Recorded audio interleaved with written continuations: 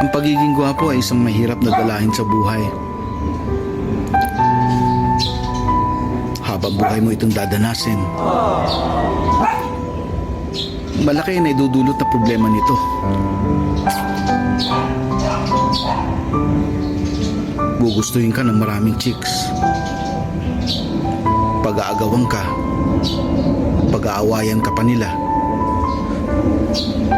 Ang masakit niyan, may masasaktan pa. Danas na danas ko na yan. Kaya hindi ko na alam kung ano gagawin ko. Kaya payo ko sana sa mga magulang nating mga gwapo. Sana naman pag pangit kayo, pangit din ang piliin nyo. Para maging pangit din ang anak nyo. Kawawa po sila. Sila po ang magturusa. Pag sila naging gwapo, sira ang buhay nila. Gago! Maawa po kayo.